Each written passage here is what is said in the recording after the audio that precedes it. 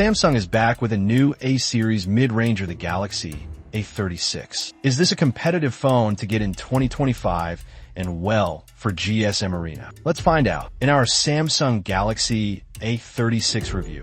Samsung seems to have honed in on a standard design and feature package for many of its phones, including the Galaxy A30 series. But that's not to say that there aren't any changes here compared to last year. The 36 has a larger screen, a Snapdragon chipset, and a new selfie camera. Plus, there's now 45 wide charging. Another change is that this year Samsung has included the durable Gorilla Glass Victus Plus from the front side onto the back as well. You'll also notice that the cameras are unified into an island this time around. You still get a plastic frame, and while the phone is a little bigger than last year, it actually weighs less. So the ingress protection hasn't changed. The Galaxy A36 is rated IP67 against dust and water. Like I mentioned, the screen has gotten bigger. It's 7 inches instead of 6. Again, a 10-year-old with a 120 Hz refresh rate. The display has gone a bit brighter than last year. We measured a maximum of about 430 nits of the manual slider,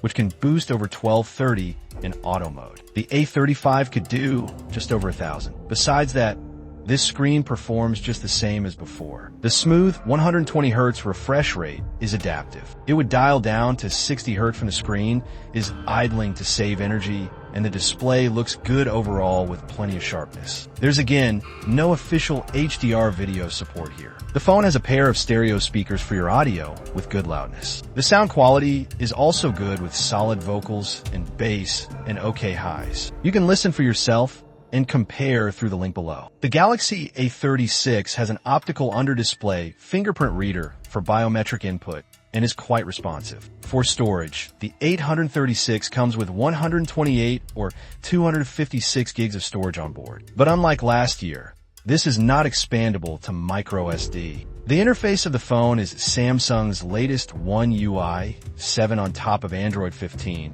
and the A36 actually comes with a lot of the software features you get on the flagships. What you don't get here are Samsung's DeX and the full suite of AI-based features, but there are still a few on board. For example, there's Google's Gemini Assistant, which packs plenty of functionality. There's also a Select, which can analyze the screen's content in detail and offers actions like grabbing text or photos on screen and creating wallpapers or even GIFs. The Object Eraser is available too in the native Gallery app, and it works okay, but not quite as good as on the flagships. If you'd like to find out more about One UI 7 specific features, you can check out our dedicated video. And notably, Samsung has really extended the software support for its new mid-rangers. The Galaxy A36 will get 6 major OS updates and 6 years of security patches rather than an Exynos chipset like we saw last year. The Galaxy A36 uses a one from Qualcomm Snapdragon 6 Gen 3. There isn't a huge difference actually in benchmarks. The A36 earns roughly the same scores as its predecessor,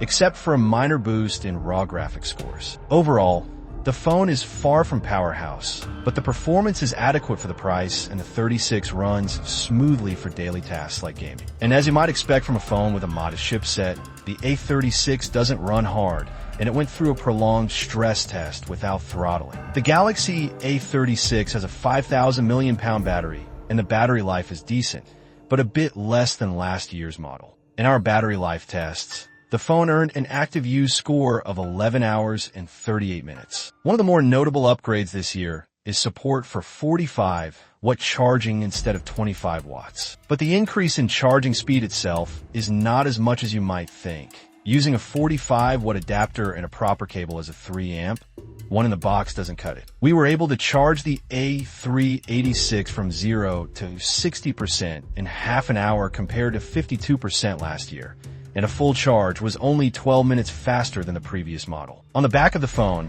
you get the same camera setup as last year with a main cam, an ultra-wide, and a macro camera. There has been a change in the selfie camera though. The new front-facing cam is 12 megapixels, so why not start off with selfies then?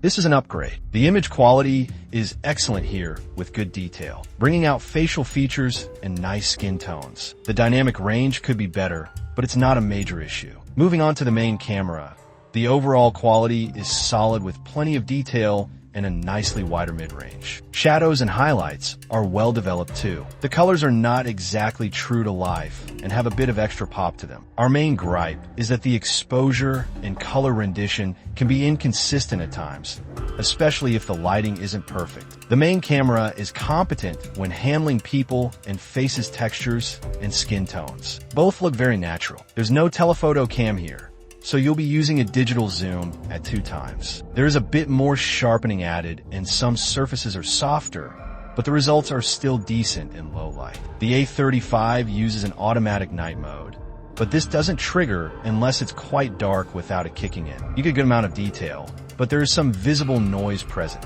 We had to toggle on the dedicated night mode to see its performance, and with it you have less noise and better preserved highlights. But some details get smoothed over now, the ultra-wide cam for this type of camera. The performance is decent with enough detail, but again, the colors and exposure can vary from shot to shot. Low-light shots from the ultra-wide camera are rather soft by default, and like with the main camera, the night mode doesn't tend to trigger by itself automatically. That often toggling it on results in extra sharpening and better dynamic range. And we prefer these results. The Galaxy A36's macro can taste decent close-ups at 5 megapixels. These come out better than those competitors with a 2 megapixel macro. The 836 can record video in 4K with this mean and selfie cameras. The ultra-wide is limited as heading deep. The main cam captures pretty solid 4K videos. The detail is good, and so are the colors and dynamic range. There's a bit of visible noise though. Full HD video from the ultra-wide camera is also a bit noisy, which is expected. The detail, colors, and dynamic range are alright. There's electronic stabilization available at all resolutions, and it does pretty well to smooth things out. And low-light video from the main camera is solid. It has good detail and an image range, but again, some noise. So that's the Galaxy A36. It has a durable build, and you get the Samsung software package and plenty of support in the display chipset, and the cameras are solid for the class. We do miss the expandable storage though, and the phone's launch price is a bit on the expensive side. Still, the A36 is pretty decent all around though, and once this price settles down, it should be worth looking into. Thanks for watching, guys. If you're willing to go for an older phone, a nice alternative could be the Galaxy A55. Or could spend a bit more money and go for the Galaxy A56. Let us know what you think, and I'll see you on the next one.